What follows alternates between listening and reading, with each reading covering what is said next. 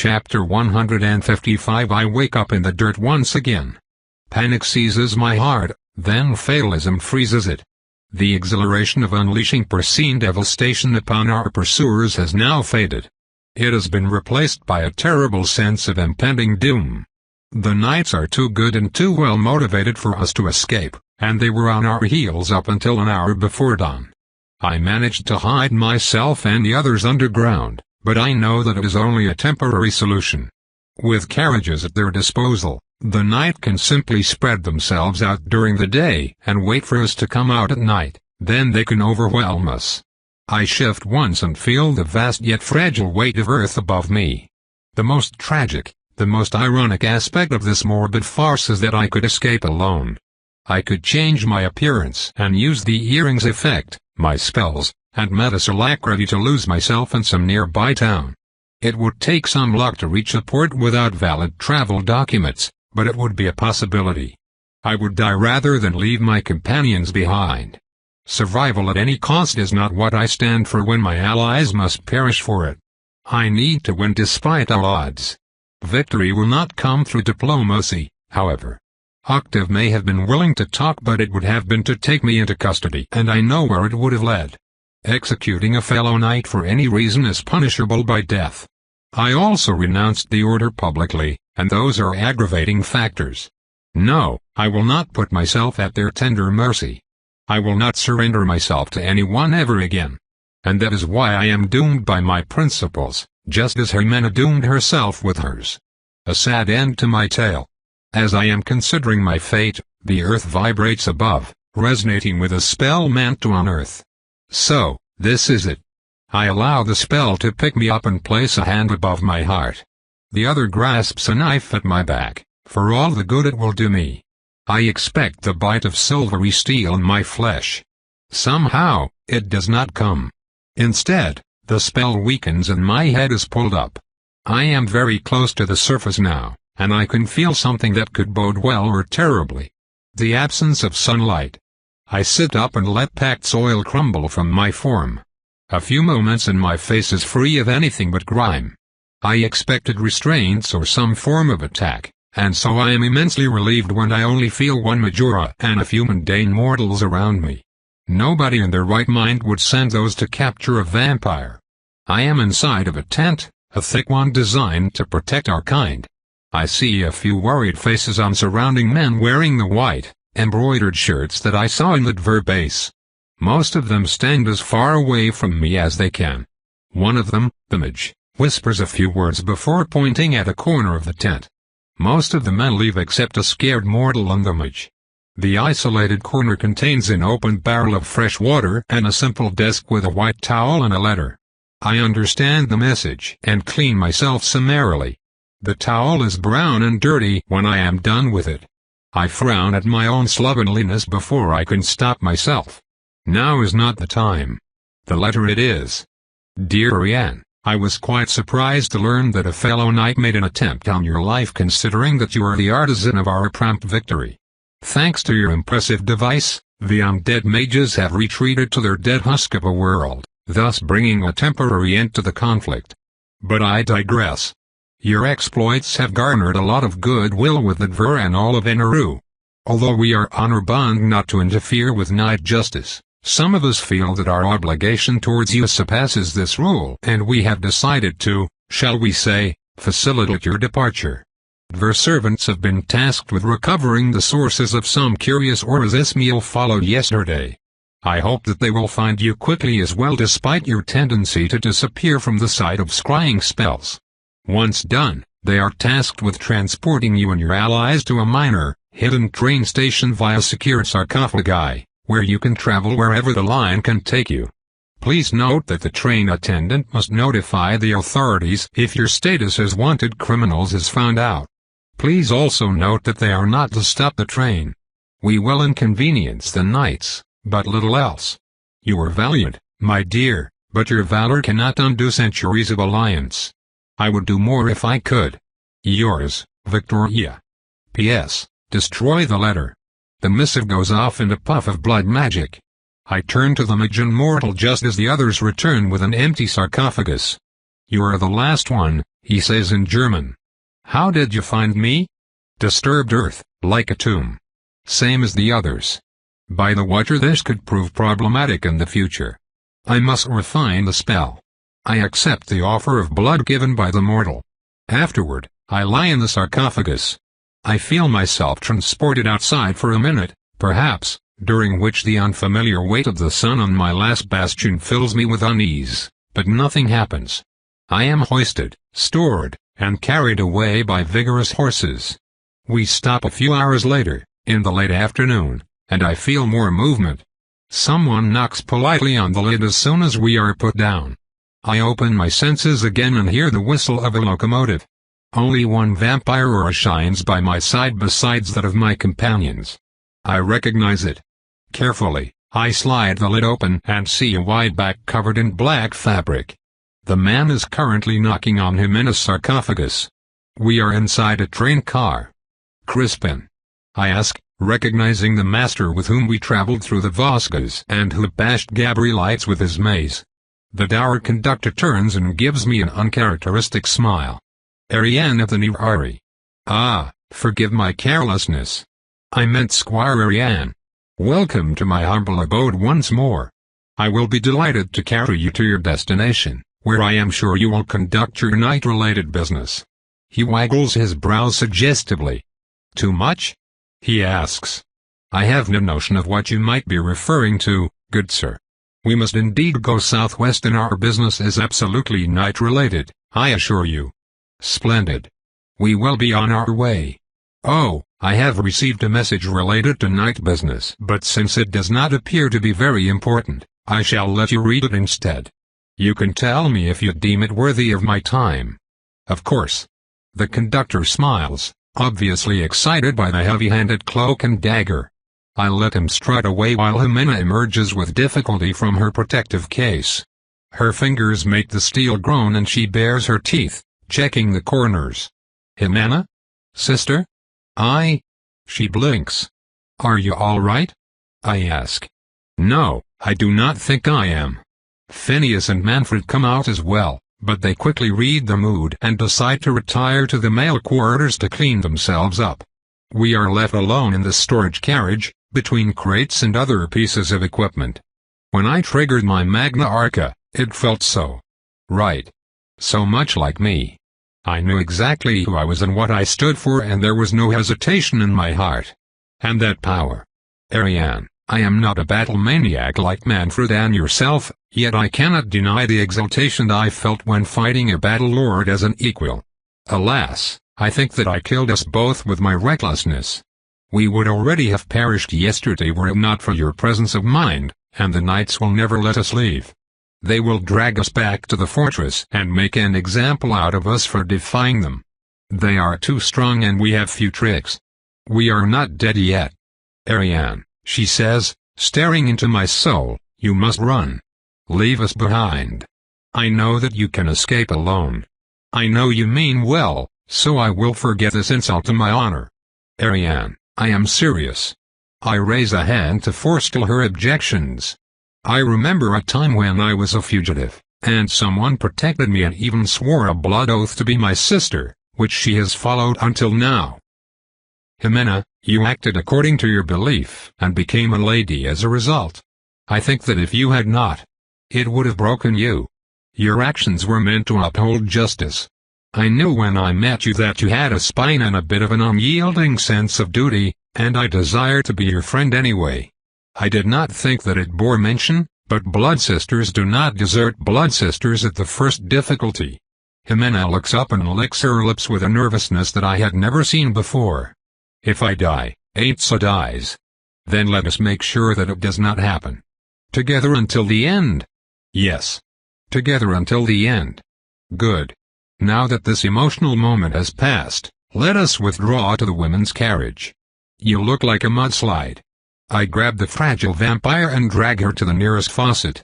Words are cheap, and yet spelling out my decision lightened my worries. If they catch up, well, they catch up. Many of them have not yet seen what I can do with a gun, a sword, and a really bad temper. My influx of courage only lasts until we are cleaned and then settle down in the restaurant carriage. The train is empty, so empty in fact that I find no reason to justify its travel exactly at the desired moment, exactly in the direction we are heading to, unless someone made it happen. Someone with quite a bit of influence. I am starting to think that our Nudver friends are more appreciative than I thought. Nevertheless, my nervousness is amplified by one stupid element, one that I had not anticipated. Hope. I verified with Crispin and we are set to arrive in Vienna 2 hours after midnight. We could stop before and cut across the fields to our destination. In any case, we will have more than enough time before dawn, and it means that we could reach relative safety tonight. We could succeed. I expect that the presence of an unplanned train will be known to the Knights promptly, seeing as they have squads all over the place, yet it would mean that they are unable to deploy their full potential. I was considering the future, Phineas said to the empty table. Assuming that we survive, will you two return to the New World? As soon as we find a ship, yes, I assure him. I do not suppose that you need an extra blade-wielding accountant? Of course I do, or more specifically, I have a fiery ally who complained for years about a dearth of competent right-hand men. This sounds interesting. As for you, Manfred, we always have needs for warriors with principles. Do any of your cities host German speakers? For a rather generous definition of German, yes. I will see what I can do. Excellent. I am sure that you have plenty of combat masters around. My thoughts go to Jarek, who is struck with ennui if he spent 3 days without a fight. Indeed we do. You two qualify as exiles and I will vouch for you. Rest assured that American knights will have to restrain themselves as long as you join the accords. The others nod, and we return to silence. We know what happens if we get separated. Those who are left must run and try their best to survive. We also know how to fight, although we have 3 vanguards and a middling vestal. Furthermore, we have a lady. Not every squad can boast this sort of battle potential. Do you think you can use your Magna Arca again? I whisper to Emina. For a moment, I hesitate to mention it before Manfred and Phineas before realizing how unfair of me this consideration is. Those two renounced the knights in the name of justice like we did. They deserve to know our full capabilities, even if I am taking a risk. The only thing I will withhold is our destination, and only because reaching it would be pointless without my presence. Yes, I think so. Unfortunately, it will be much less powerful than yesterday. The first activation was. I had felt weakened for a long time, and now I finally felt that my essence was fully under my control again, with interest. It will take a long time before I can reproduce yesternight's results. And there is something else. She takes a sheepish expression. I have to believe that the target is guilty in order to use it. I would laugh if it were not so tragic. A significant restriction, Manfred comments, yet you would not be a lady without it, and just your strength and speed will help us tremendously tonight. I suppose. It appears that our champion of justice tolerates no compromise. I should have guessed it. With nothing else to discuss, I start meditating and the others soon join me. An hour passes with the mundane sounds of the carriage soothing my nerves. Another. Clocks tick without incident as we leave behind elite squads of the knights, hopefully for good. Vampires can outpace a train, but only for so long before burning their entire reserves of vitality. As time goes by, I allow myself to relax ever so slightly. For a while, nothing happens. Unfortunately, our respite comes to an end when Crispin enters the carriage and bows to us. Dear knights, I was notified that our train will be stopped in Vienna for safety reasons, though I could not imagine why. With that said, we will be compelled to pause 50 kilometers north of the city for resupply, if you wish to use this opportunity to make other travel arrangements. That is all. Please enjoy the rest of your trip. Crispin is too giddy. He does not appreciate the gravity of the situation. I do not let it ruin my esteem of the brave man, however, since maintaining himself woefully ignorant of the situation will later allow him to claim ignorance when confronted. He is helping us in his own way, and I can hardly begrudge him his moment. Thank you, Crispin. I heard that the Austrian countryside is lovely at this time of the year. Assuredly. And with this, I bid you adieu. And, good luck. We watch the man depart and prepare in silence. There is not much to do. We left with practically nothing, and the train does not have any sort of military supplies. Finally, it stops and we exit cautiously. No one awaits us on the Bar-Rebens platform. Only a sleepy hamlet lies in the distance, and around us, rolling hills spread in every direction. We immediately disappear into a nearby thicket, then call upon our nightmares. While Metis is displeased with the presence of another rider, she must have sensed my anxiety and merely whinnies in protestation. We are slower as a result of the unorthodox arrangement. We head east this time, and I must resort to a basic spell not to get lost. We still make good time, and my hope increases until I feel it. It starts as a susurrus, barely more than wind through leaves, then it increases with every passing minute. Something whispers under the boughs, snakes along the roots. Something is spying on us. It may have lost us in the carriage, but now it has found us again. We are being tracked, Phineas tells us. Clearly, his perception has improved. I consider several spells, but whatever it is must have persisted through the night, and I fear that its power is beyond me. I remain a second-rate caster, and whatever the knights are using, I suspect that it may be a powerful artifact. Despite our best efforts, the whispers grow louder. Soon, I hear distinct words of excitement, eagerly speaking to someone else. They report the prey, us, and where we flee. They urge pursuers onward with promises of violence, of blood. It maddens me because my best efforts could not slay it any more than I could slay a musical note. We are pursued by echoes. Can we get any faster? Phineas asks from behind me. I'm afraid not. Then perhaps we should continue on foot. He is correct. We jump from our tired mounts and run instead, gaining speed at the cost of stamina. Our feet allow us to scale ridges and cut through the difficult terrain. We soon reach a slightly higher elevation, barely more than a hill, and I feel a gaze on the nape of my neck. I turn and I see them. The knights have come. Octave is here, as well as Lestra and another lady I do not know. The last one holds a battle standard adorned with bloodhounds and russet colors. She is a tall, sharp woman with curly dark hair flowing freely to her shoulders. Our eyes meet and she smiles, bearing fangs. A squad of masters follow them at a short distance. They all ride nightmares. Octave blows a mighty horn and they're off and after us. Nightmares are slower than running vampires. I know this for a fact. Somehow, I turn again at another summit and they are closer. The wind's whispers grow frantic, eager. My gaze catches on the hound flag. It writhes in the darkness. And then, as the lady brandishes it, it topples. Something pulverized the entire midsection. I did not see what. The unexpected attack throws the knights in disarray. I am not sure what or who interrupted them, and I am not eager to ask. Our flight continues. So do the whispers. We rush over empty valleys and light forests, never stopping, never slowing down. I have never felt more liberated and scared at the same time. When we crest another incline, I look behind to see that we have made some distance between us and our pursuers. I meet Octave's gaze just as he dismounts. Ah, so this will soon be the end of the line. We are really close now. So close that I can see the low mountains in the distance. Even the smell of sap and fresh water are just right, but I fear that our window of opportunity just vanished. As we pass by a small brook, I take out Rose to intercept a thrown knife. By the eye, Phineas says, Lestra is already here. To our left, I reply, now keep running. We sprint, every smidgen of energy dedicated to keeping us moving. I am not sure why Lestra is the first to engage. I suspect that the two other lords are simply not in a hurry. Glints of silvery steel and angry glares flicker from behind thickets, the only hints I receive before 3 inches of enchanted blade follow.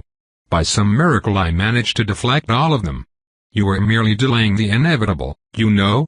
I hear her say lightly from the shadows. It can only end one way. The pressure of powerful auras increases on us. I feel the gaze of the lords on my back when we cross a field, But then there is another explosion and I hear the unknown woman swear. "Are you doing anything?" Manfred asks. "No, are you?" He shakes his head. "Someone is helping us." A pleasant surprise. We are over fallow fields now, in open terrain. A village appears in the distance. Just a little bit more. "Ariane, I should. Just to the village." I scream at Phineas as he falters. He grits his teeth and accelerates one last time. He will not last much longer. We pass some sort of boundary. I feel the invisible barrier, but I do not believe that anyone else has noticed. The sensation is too subtle. They do not have the proper essence. "It will have to do," I tell the others. We stop and turn. Behind us, the three hostile lords slow down. Octave remains in the middle, with his close-cropped hair and heroically handsome face. He appears weary. Lestra the Shade looks furious while the last one, the unknown woman, merely shows eagerness. She smiles and bares fangs when I inspect her. Their auras smother ours despite my best efforts to flare my own. Those are three old and powerful fighters, while we have three masters and a newborn lady. The odds are not against us. They do not exist. Victory is impossible. But just as Lothan Dalton taught me a long time ago, if all pieces are against you, flip the table. We just need to buy some time. So, this is it. I will admit that I am quite disappointed by your decision. At the same time, I understand it, Octave says. What? Jimena mutters. You, Jimena, the unyielding one, the honorable dunce, have acted exactly how I should have predicted. Once again, you have forgotten to keep a cold mind in service of your ideals. Instead, you acted on your anger and brought this not just upon yourselves, but on three others as well. You could have come to me and I would have reined Marlin in.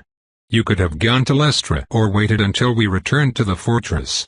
You could have bent to better strike back. You did not. And now, here we are, with two officers murdered and our reputation in tatters. How that Ver must laugh now, they who always doubted our professionalism. How your actions have proven them right. Jimena had arched her back, but that last jab woke something in her and she stands with dignity. I am more flexible than you think, Octave. I can adapt to plans, hide and retreat. I know how to manipulate and mislay, contrary to what you seem to believe. There is, however, one place where I will suffer no compromise, and it is corruption and deceit within our own ranks. Instead of blaming me, perhaps you should consider your own leadership. Marlin signed his death warrant the moment he let nepotism affect his judgment. Perhaps I share a part of the blame for creating the situation that led you to a murder, which you decided to commit on your own, knowingly, against our rules. You broke us last night, Jimena. Now, you must pay with your life. You have left us with no choice. There is, however, the matter of your accomplices. He turns to me. You could have disabled Anatole instead of killing him. I see no point in giving a man who tried to kill me twice a third chance, I retort. Our rules are clear. He would have died for his crimes. According to said rules he should have been taken into custody the moment I accused him of murder, yet he was not. You will have to forgive me for not trusting the order anymore. You do not have to trust the organization, but I hoped you would have trusted me. You were not there. Merlin was, I reply. Yes. And I will regret it to my last day, I think. You executed a fellow knight. I would have averted my gaze if you had merely disabled him. I cannot since you killed him yourself. For what it is worth, I accept that a Devorer could not let such an offense pass. Although, my feelings on the matter are of no consequence. Masters appear from behind him, the same who were pursuing us. A full squad. Possibly from Vienna. They stop at a respectable distance. Can't we get to the killing part already? The unknown lady says. Quiet, Hilda. This is personal. Ariane, I will fight you myself when we are done here. As for you two, Manfred, Phineas, you have technically abetted traitors. Considering the circumstances, I would accept your surrender and inflict a light punishment, following which you will simply be expelled from our ranks. A generous offer, I believe. Phineas bows elegantly, tipping an imaginary hat with a flourish. A generous offer indeed, my lord. Unfortunately, you cannot expel me from an organization I already repudiated. I may have more affinity for accounting than for combat, but when it comes to honor, you will not find me wanting. I refuse. The valorous fool. Manfred, I warn, but he shakes his head. I pursue excellence in combat not just as an end but also as a tool. You are in the wrong and you know it, Blade Master. Hiding behind rules only shows that you are more interested in saving face than in dealing justice. In life and death, I remain true to myself and my companions. I refuse. Silence descends upon the flatland. We have been flaring oars for a minute or two now. I do not think that it will suffice. Unfortunate. I understand and accept your decision. I can only offer you a warrior's death. The masters step back and form a half-circle behind the three old ones. I face Octave. Phineas joins Jimena against the third lady, Hilda, after a last nod at Manfred who is now alone against Lestra. We draw. We salute. Octave lifts his fist and a long shape forms within. His sole weapon is a simple, unadorned sword with no markings, the most basic blade I have seen. It lets off an incredible pressure and I feel cold metal against my throat just looking at it. He points it at me. Magna Arca. Everyone but Octave and I fade away. I find myself in a ghostly coliseum with shimmering blue walls. I can still see the others through the phantomatic apparition, though they look transparent and sounds reach me as if through water. Hilda and Jimena cross the surface like two wraiths. There, Octave says, arms extended, a fair battle. You and me with our weapons in a fight to the death. No cheap tricks. No outside intervention. Just what I have always wanted. You are a lord, I remark. Not exactly fair, is it? Not entirely, no, he admits with a bitter smile. I wish I could have trained you longer. We still had much to learn from each other. I am sorry, Ariane, but the time has come. I breathe deeply and let go of my worries. I shift my right foot in the illusory sand. I forget about my plans and my hopes and the others. I shed all of my concerns. I abandon my future. There is only the present. Only the killer facing me in the edge of his blade. We jump at each other. I slap his sword aside, or try to. The weapon is deceptively heavy and quite sharp too. A quick exchange, and we lock blades. I aim a few blood bolts at his leg. I disengage. I do not draw the big iron yet. I only have 5 bullets left from our previous battles. He charges again. I counter with a thrust, a series of lashes which he parries, but then I feel more than see his stance shift and hit with all my strength. I push him back for an instant and create some distance again. Another assault results in a series of quick exchanges, following which I sidestep a thrust and back off. You know, it does not suit you to be so defensive, Octave says. He takes a step forward and holds his sword in a strange horizontal stance I have not seen before. He blinks once and breathes. My instincts scream at me. I throw myself back, vambraces aim front and still feel an invisible slash dig through the armor into the flesh of my arms. I twist on myself to avoid the following bullrush, yet he still manages to punt me against the Colosseum wall. The shimmering surface stops me. I somehow turn midair and kick it, meeting the follow-up head-on. Bind. 4 chains erupt from my left arm. He steps back and cuts them down as they approach. I shoot him as his blade aims for the last one. Octave offers his side and blocks the first bullet with his arm guard. The last chain latches on his arm. I pull and destabilize him just enough for the next bullet to lodge itself in his flank. There is very little blood. Octave's armor could slow down a soul blade. I should be flattered that he bleeds at all. I attack. I use the Mirage spell, the one that deceives with a false strike, to drive him back. Strike, strike, strike, and strike again. I try every trick I know to break his rhythm, to overwhelm his defenses. He takes a few steps back and fights conservatively. His movements are economical, measured. He never wastes a single motion. I hate it. I hate that my efforts make no difference in this fight. He simply waits me out. Octave weaves back and finally catches my blade as I attempt to rake his flank. I half jump and half stumble to the side, hand on the cross of my gun knowing that it will not be enough, yet he does not strike me. He takes no risk. He has no need to. Blade to the side, he only has to use this opening to do that strange strike projection technique. I listen to my instincts. Left. Right. Right. I throw myself down and feel a few blonde hairs being cut off. I crash heavily, try to right myself and stumble. I gasp in pain. My gauntlet and gun are on the ground, to the side. Bastard took off my left arm at the elbow. Hurts. I stand anyway. I close the distance.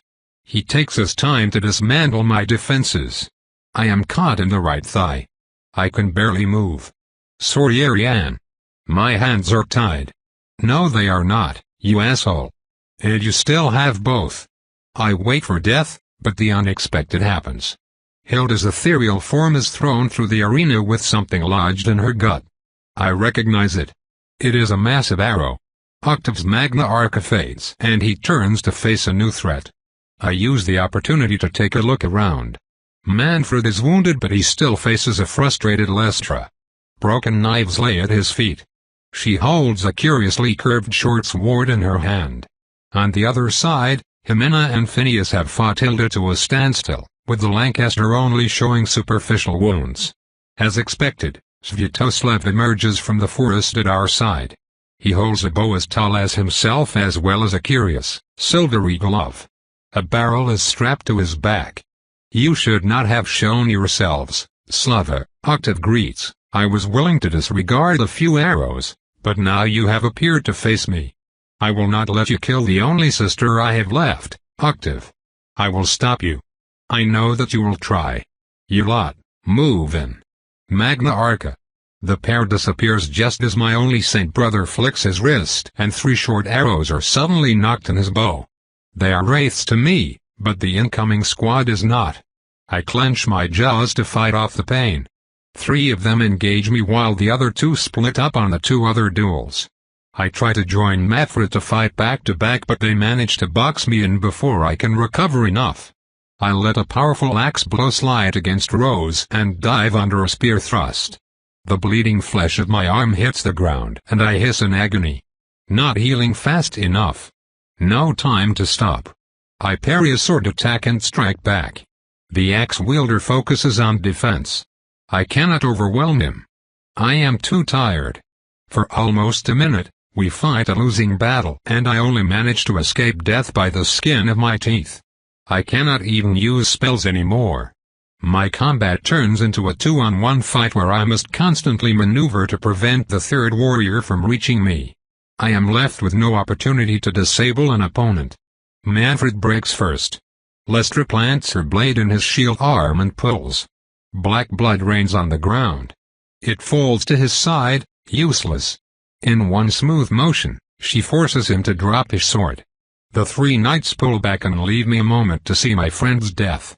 Lestra seizes him by the throat and places her blade against his heart. Any last words? She asks clearly in the moment of calm. I can do nothing but watch. Of course, he replies. Manfred flicks his right wrist. A tiny revolver pops out from the sleeve. The one I made for him. He blows Lestra's brains out. The shade trainer falls like a log. Try again. The master helping Lestra jumps in shock, then moves to protect her body. He needn't have bothered. Suddenly, Svyatoslav's unmoving form reappears at a distance, covered in wounds. Suddenly, Octave's blade is lodged in Manfred's chest. The valiant warrior spares a glance at the sole weapon of Earth's foremost duelist and smiles. Heh? Not bad. The blade goes up, through his heart. Octave pulls and slices, decapitating him. Manfred is ash before he can hit the ground. Octave salutes the body, and turns to me. And freezes. I can hear him feel it. The hooves of a massive nightmare. An oar like no other. I turn as he approaches. I must look terrible, with the blood and the missing arm. I know that I brought death to his door. I know that his status as a soulsmith may not protect him this time. I know that he loves me. I am sorry, I whisper. Tauron does not reply. He raises a hand and I feel its weight settle on top of me. He is patting my head. Pat pat pat. 3 times. I am speechless. The gray-haired and gray-eyed lord looks at me tenderly, then his gaze travels up to the intruders. His expression morphs to one of pure rage. He roars. A massive titan of steel and stone takes 1 step forward and his colossal sword catches the 3 masters harassing me at the same time. Their broken bodies are sent tumbling on the field. One of them dies on the spot. The earth rises. Roots crawl up only to turn ethereal. Now he and Octave are locked in battle. Are you sure you have time to watch? An amused voice whispers. I turn and block an attack from a vicious, barbed polearm. Hilda has left her second to finish off a flagging Jimena. She is defending the body of Phineas. He lost his heart. Jimena did not manage to trigger her power, it seems. She is struggling. The strength of the attack sends me careening through the air. I crash through the wall of a warehouse, now much closer than at the beginning of the fight. We have been pushed back to the edge of the village. I sit up and spit straw. It smells of beast-eaten ripe wheat in here. Hilda follows me in. The whispers that pursued us grow louder. They speak of my gruesome, imminent death. The raw bloodthirst I feel all around me leaves me trapped, surrounded. Suddenly, it stops. Not much fun that way. If only the old man had decided not to come, then it would have been a match. Lestra would have been more careful too. Ah, how should I kill you? Hilda says. By shutting up to start with. She is still smiling. Her eyes are very dark and her wild curly hair flutters in an invisible wind. You know, I admit to being impressed. You have a Lancaster, had a Roland. Another devourer showed up. You were helped by Dvor and even now another dies to protect you. Quite a collection of followers.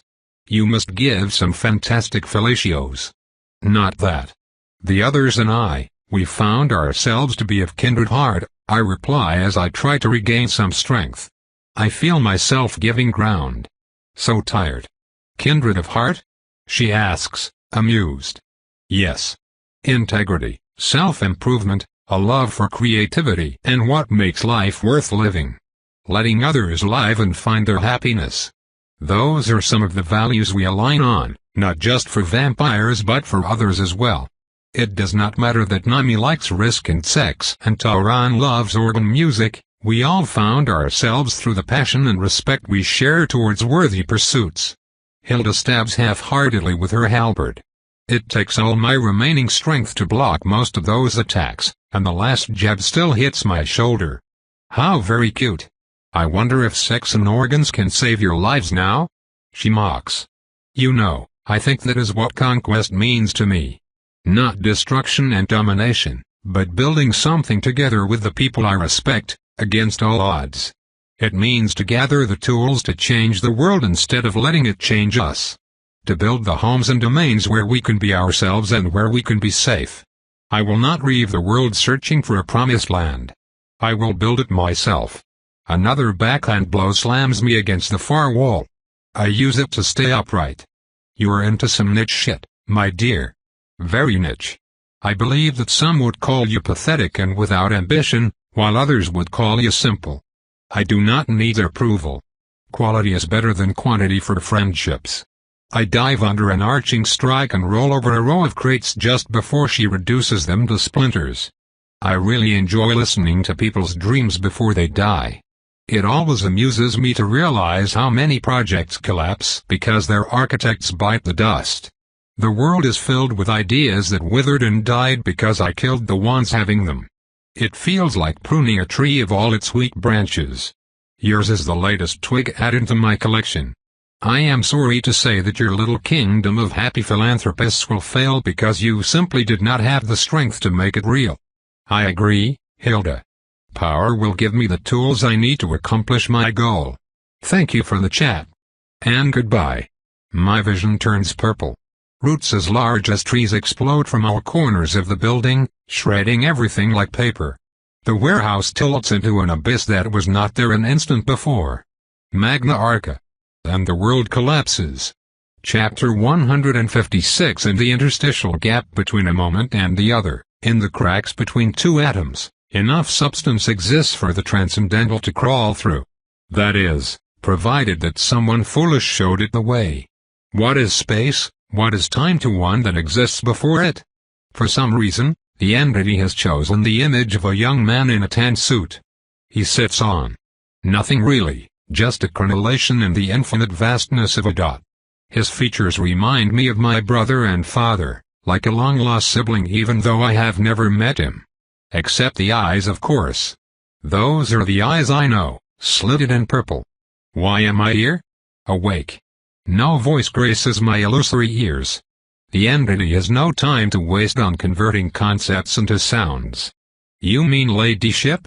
Is that what awake is? Term. Suitable. Adapted meaningful core value. Essence now free of form. Awake. I understand what it means on a fundamental level. The last step on the path to ladyship requires me to interpret what my bloodline means to me. Now that I know with unwavering certainty, I am no longer limited to the constraints of my body. Essence is malleable, after all. Nevertheless, it does not explain why I am here, wherever here is. I think that a part of me was left behind. I feel no particular emotion now, while I do. Outside. Was there something you wanted to ask? No. You fulfill your purpose. This moment is for you. So it really is you. The Watcher. Fragment of a shadow. I thought that much.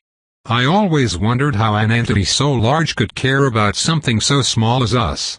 Humans do not know what the cells in their bodies do. Still relevant. Is the Watcher not a nascent universe, and therefore impossibly vast? Universe unfathomably vast. Mostly empty. Mature concepts are valuable. I fail to understand how it can be of importance. Cannot explain. You cannot conceptualize. Hurts your mind. My mind is too addled to follow your reasoning, huh? Not addled. At scale. As it should be. I give you a glimpse. Suddenly, my consciousness melts. I find myself carried away across fields of alien logic that I cannot word, along streams of concepts I cannot grasp. I am limited to an infinitely small window into the workings of the Watcher, as if peering through a needle's eye, and yet what I see defies understanding at a level that I would be frankly unable to explain. I do not have a suitable vocabulary in the same way that a savage who has lived all their life on a deserted tropical island cannot comprehend an aurora borealis. The vision fades away after a few nanoseconds. What I saw disappears from my mind as if it were a sieve, for my own sanity I suppose. The only thing left is a vague awareness of something greater. The strange apparition smiles. Ask. What happens to me when I die? Rejoin. Understand. Will I lose myself? Will I stop being me? Change. Always. Scary. It annoys me how it can read my emotions directly. Oh well. What is really a Magna Arca then? Are you, or the Watcher in its entirety coming through or something? No. Essence freed. Made manifest through concept. You will feel. You will understand. I see. One last question then I will head back. I have people to save and people to kill. Are you aware that the first vampire you made may lead to the destruction of our kind? I am the Watcher. I get a feeling of general distance. The Watcher is interested in us but not interested in acting. No matter the outcome, it will have gained something. Destruction is also valued. Not all concepts are peaceful. Not all concepts are harmless. Our window closes. Go and be yourself. I watch over you. Until the end. Always. I open my eyes and pure, incandescent power roars through my veins. Magna Arca. The world is essence and it is perfect. Every sliver of worm-eaten wood, every rusty nail, every corroded tool sits exactly where it was intended. The whole of creation exists in a sublime state around my expanding perception, in this glorious moment where I finally understand my soul. I allow it to naturally form a sphere around me where the rules of physics are mere suggestions, and I luxuriate in an incredible feeling of liberation. I have spent months, years, being hampered and limited, my aura buckling like an unruly colt while still forming the core of my being. I understand now that it was merely trying to bloom, to become what I am deep inside. All that energy I lost sleeping earlier and drinking more was only stored and saved for this exact moment when I had to break the shell. For now. And it has. And it is glorious beyond compare. A yoke has been removed from my shoulder. The shackles are broken. I am free. I am complete. The sphere is mine, it belongs to me. The thorny roots of my mental palace manifest here as easily as they do in my psyche as the frontier blurs and the delicious light of the watcher's gaze shine upon my world. The warehouse folds in the abyss, for what is height in my realm? It crashes against thickets of massive brambles, its debris spreading over volcanic sand. The roots coil and lash at my command because they are a part of me, and they are me, and I am, right now, without limit. Only one little thing holds me back, and it left droplets of blood when it landed. I can taste the barest hint of a Renwald. I will devour her. A suitable first snack. By the eye, how can a lout like you have a domain type? Impossible. There she is. Scurrying like a rodent. I direct my defenses at her and she barely manages to outpace them. The tendrils are so fast because they are barely slower than the speed of my mind. Even she struggles when they lash at her, corner her, box her in. We are in my playground. I know where everything is to the last atom. There will be no running away. Little mouse fleas. You bitch. Magna Arca. The same wind, the same killing intent, but this time I can smell it in the air, this insidious little cloud of wraiths. This time, I have the tools. There is nothing in this world the roots cannot shred given time. Wind splits between the black spines with a wintry shriek. The whispers grow panicked. They hurt. She hurts. She screams. You freak. You sound scrumptious. Shit. The little pitter-patter of foreign feet, so nice and rhythmical. The roots rise like a tide to crash down and form a dome. She fights back with her polearm. She destroys her root. I reform it immediately. My energy is infinite for now. Rose passes through a barrage unimpeded. I taste essence. More screams. The roots part like a curtain in a small arena. We are in a tube that goes from obsidian sand to the infinite height of the watcher. I can do arenas too. Mine stings more. I'm going to kill you, you upstart by, chatterbox. Rose smashes into her guard once, twice, I move around and under her strike and kick her, sending her stumbling. Cannot claw. Still missing an arm. That will not do. Essence flows and calls flesh because flesh follows it. I have an arm again. The claws find the woman's face and draw 3 deep furrows on her sneer. She pushes me away and I stab her in the arm as we disengage. Roots slither around her ankles and she is forced to slam her halberd down. I rake her leg using the opening. She is hampered by the size of her weapon. No. I am faster than her. HSSSS. We lock blades and I ram her into a nearby wall, which twists as I designed. She screams when the thorns shred her back through her armor. The spines are so very destructive. Her enchanted armor disintegrates under the onslaught. She tries to claw me. I grab her wrist and shatter it, then I slam her into the ground. No, not like this. Oh, she struggles pleasantly, yet all her efforts are in vain. I outclass her in every respect. This was not a duel.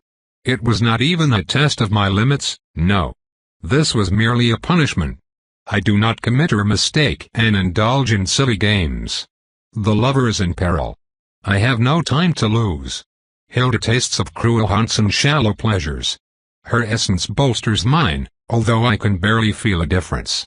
I leave the ash behind and walk through parting layers of thorns and to the limit of my domain, except, that is not quite correct. The domain moves around me. Branches form a tunnel to the clearing where we held our desperate battle. I vaguely remember that we fell 100 feet down.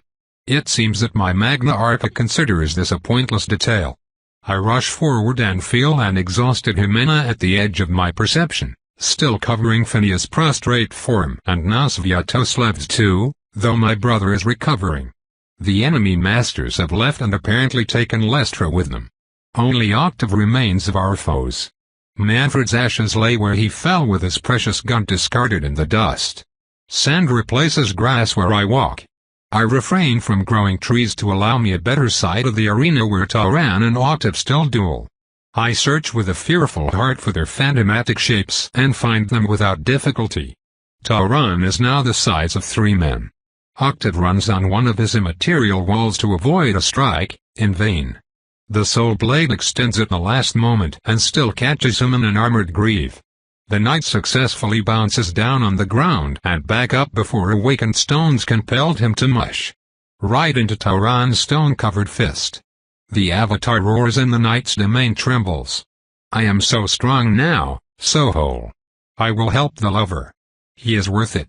Domain against domain, old one. Let us see if yours is as resilient as you believe. I trot to the middle of the arena and ignore the wraiths caught in their deadly dance. I can taste a presence in the air.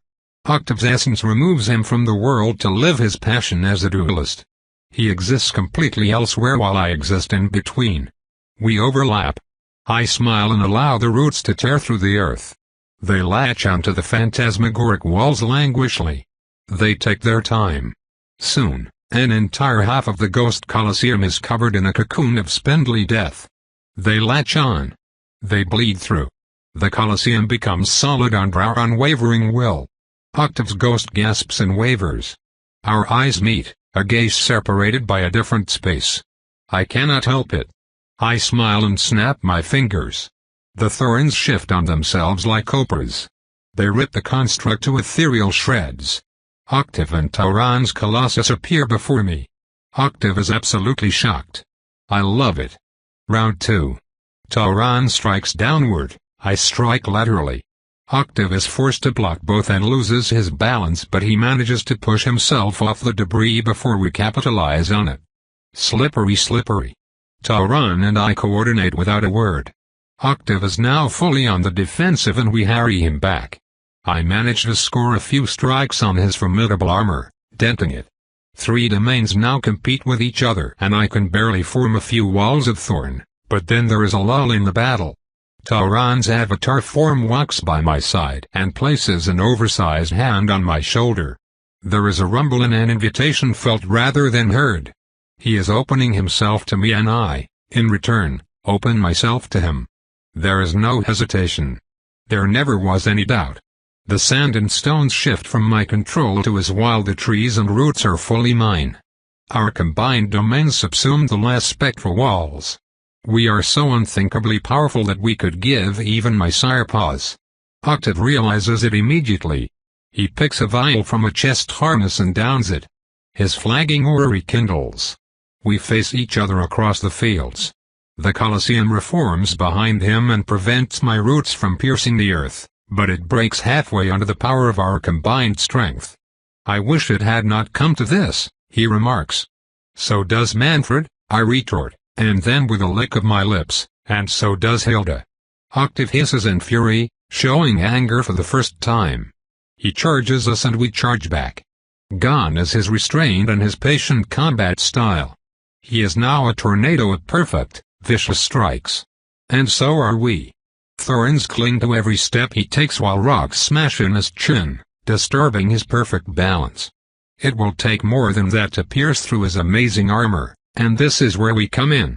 Tauran takes the lead, an unyielding, unstoppable titan of war.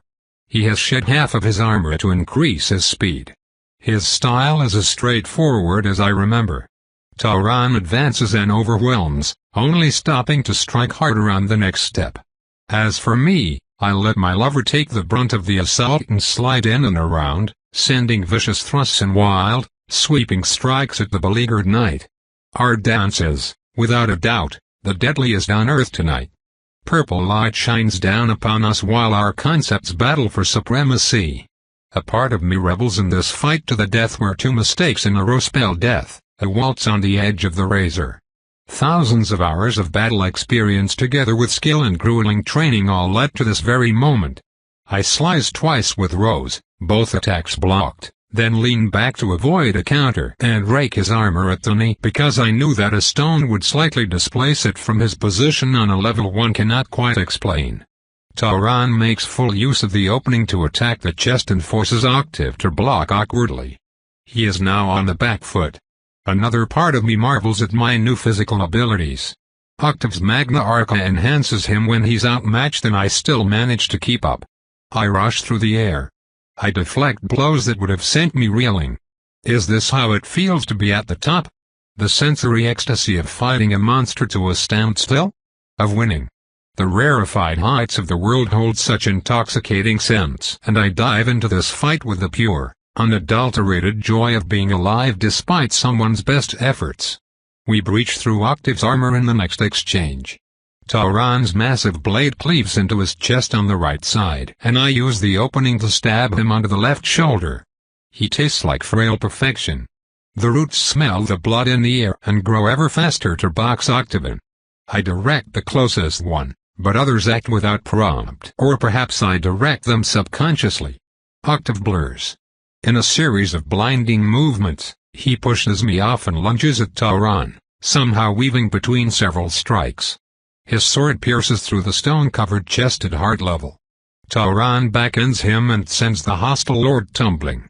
I almost stop there. Hilarious. Of course, Tauron's real body would not perfectly align, was it not obvious?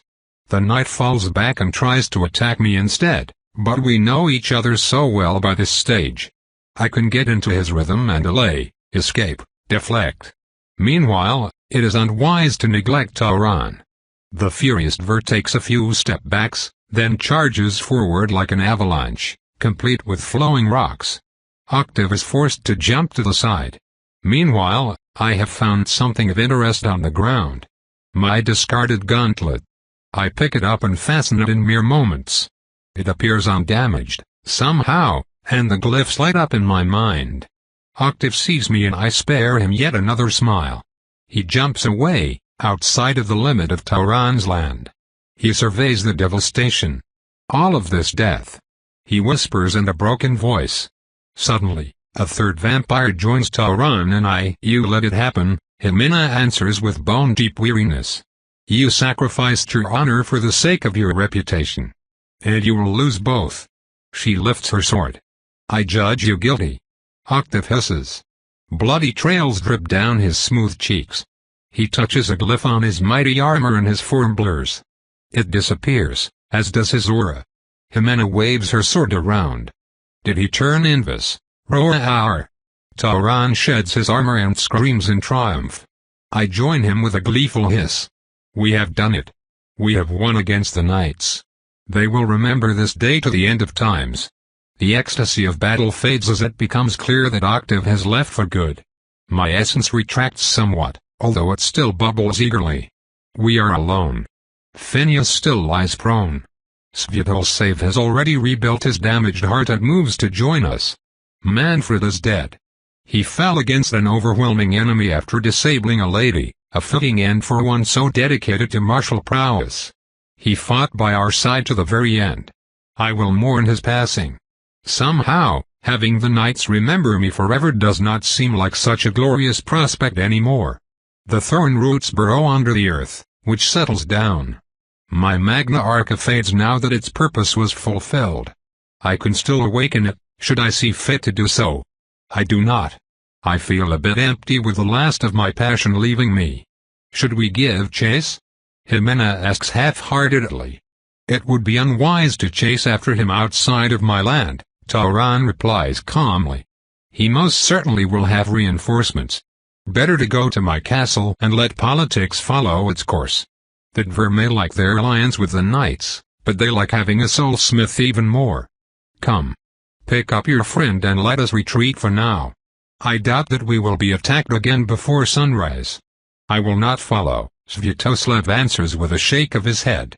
I thank you for your hospitality, Lord Tauron, yet I must leave and hide. I do not wish to create a rift between the Kalinin and the knights. I already committed too deeply by showing myself in person. I understand, Tauron says. Ariane, I am so relieved and pleased to see you are all right. Congratulations on your ascension, and we will meet again once the dust has settled. Do not die. Thank you again, Slava, and be careful. He departs without a word, and we decide to do the same. We are only delayed because I asked for a container for Manfred's ashes. I did not get to recover Lars' remains myself, and Kershaw was left unburied in our flight. I will not leave this man behind. I also pick up his armor, but Phineas asks for his gun. The man had a great point, and he demonstrated it brilliantly. Please, allow me to carry on his legacy.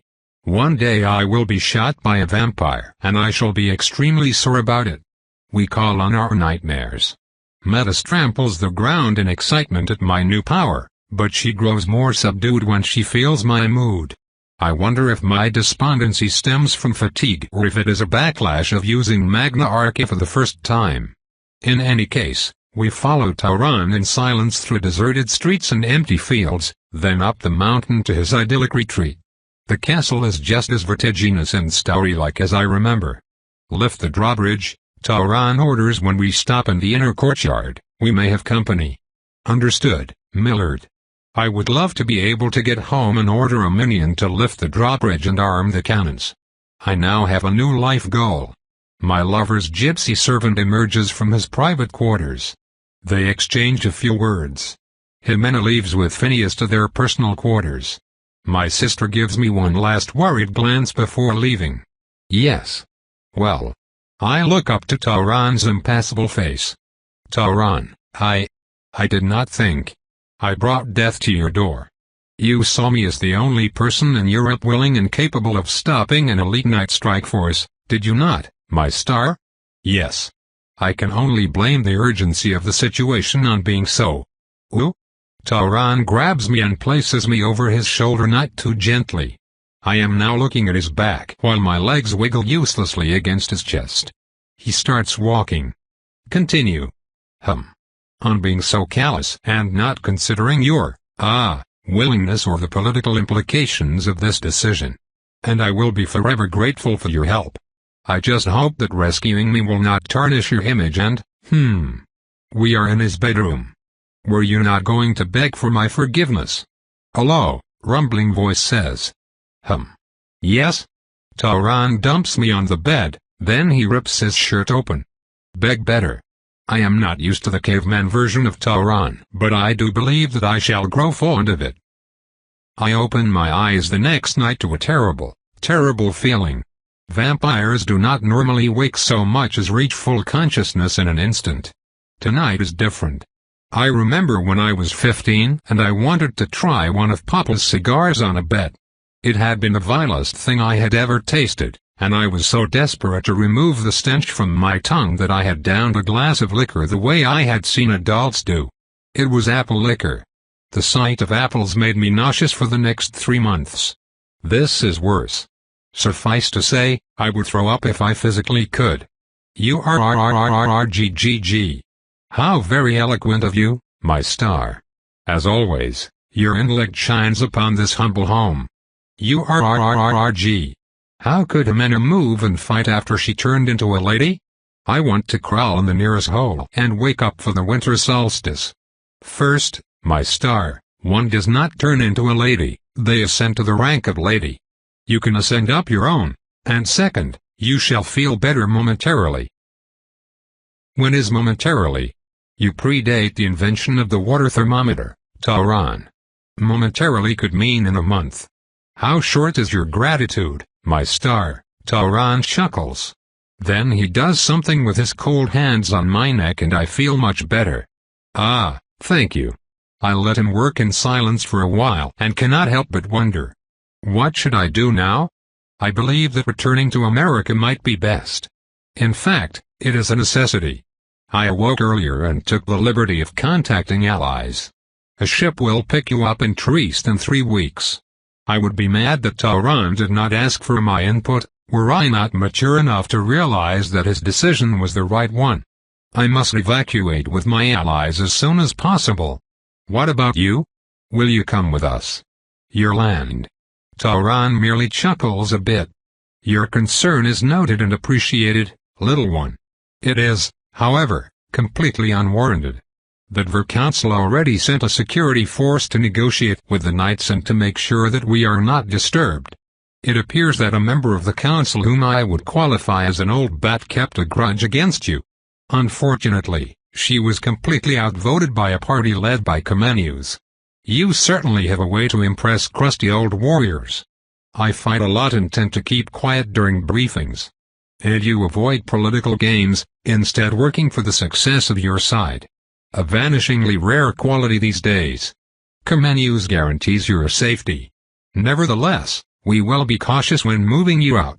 I have a plan to hide you by day. And by night. Victoria is joining us. You may still be unaware of it, so I will spell it out. Jimena and you are war ladies. When 4 of us move, anyone with an ounce of sense gets out of the way. You make a good point. Yes, I tend to do that. 3 weeks is a long time, however. Shall we make plans with our allies? I fear that this task falls to me, Ariane. You are a weakened, freshly betrayed Night Slayer who needs to lay very low for as long as she can. You also know very little of lower-level European politics, therefore I advise you to follow my lead in this instance. I do not wish to trivialize your achievements.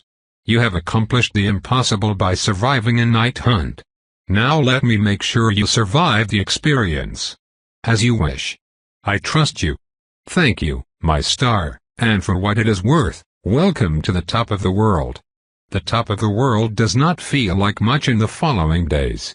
Perhaps altitude-wise we are somewhat high. It certainly does not translate into anything concrete.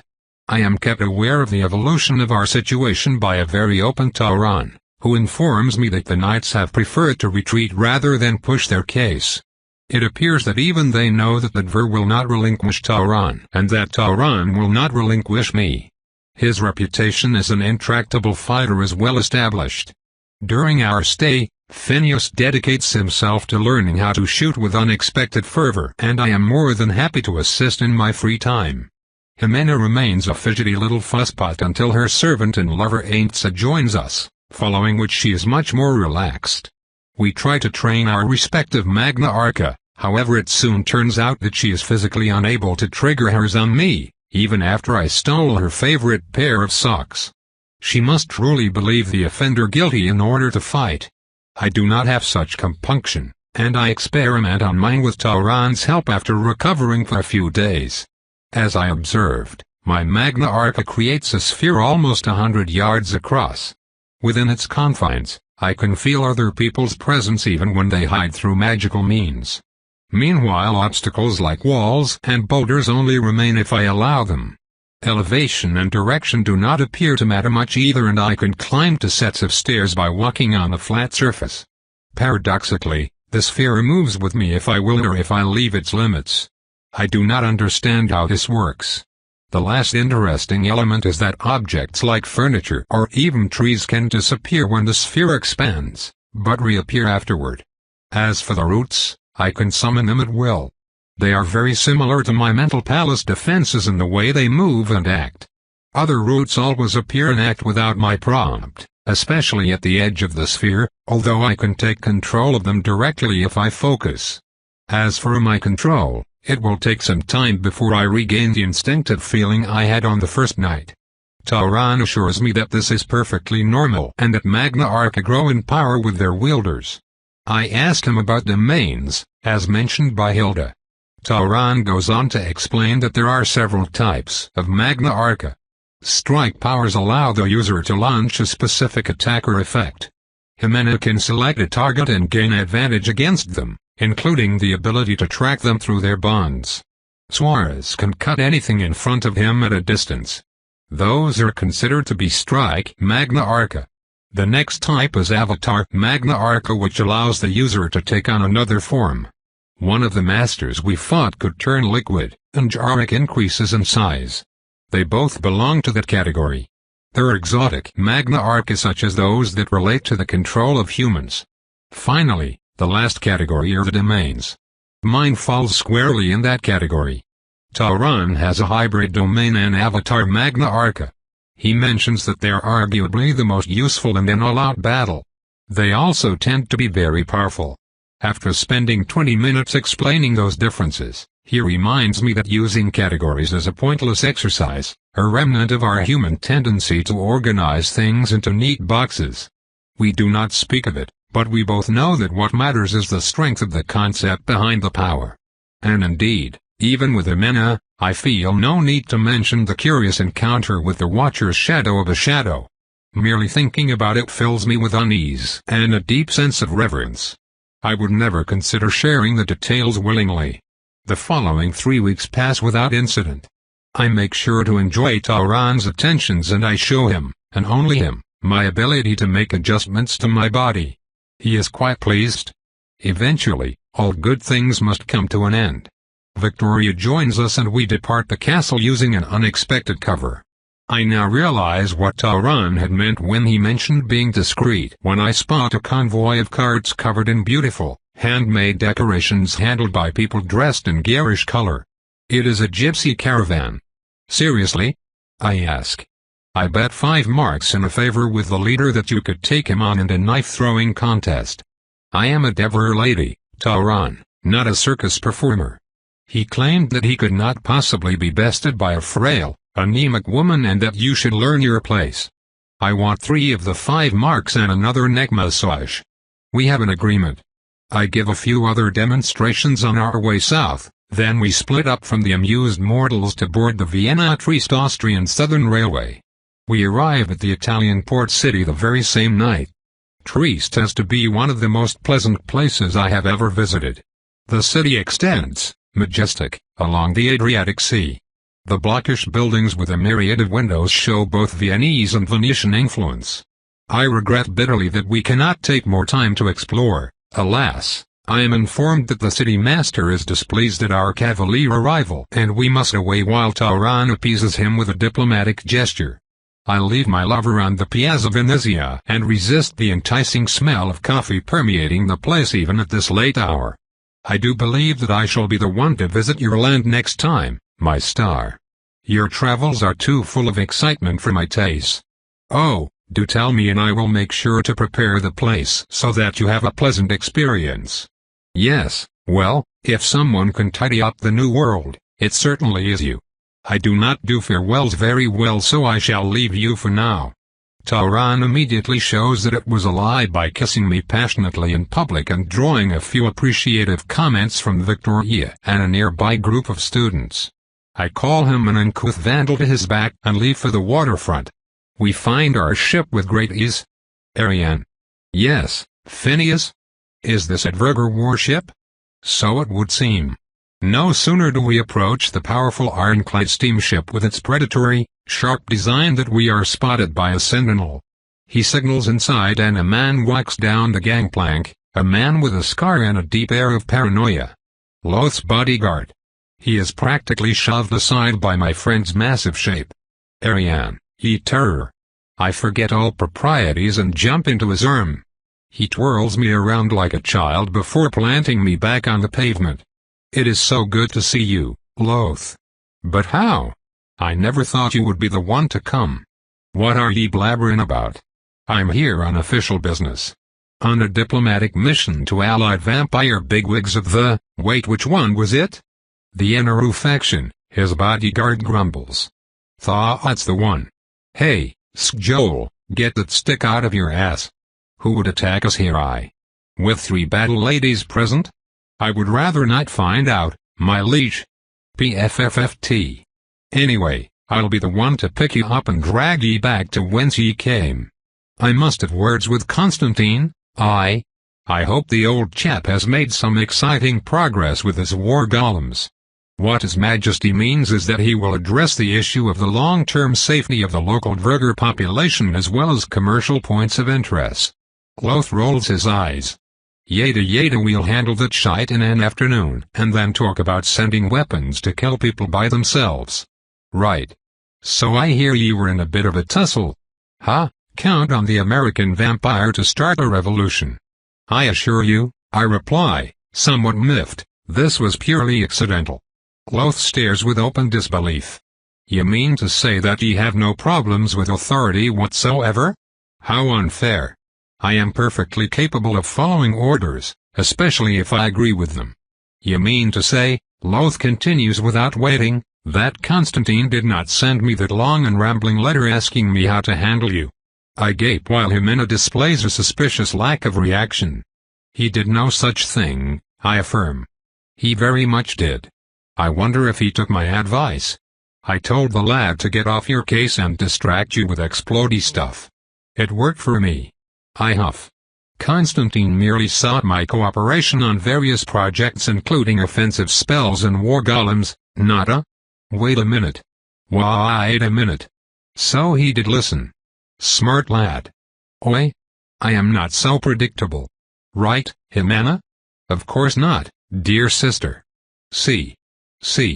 Only when it comes to music, painting, project management, engineering, and large-scale warfare. Oh, and raunchy novels. Arg. Traitor. So you're unpredictable. A shame, and here I was sure that my gift would make ye happy. All negative emotions melt like snow under the sun. Ooh, a gift. What gift? Is it a weapon? I am not bouncing. A group of 4 burly Verger bring a massive metal crate and deposit it on the ground with visible effort.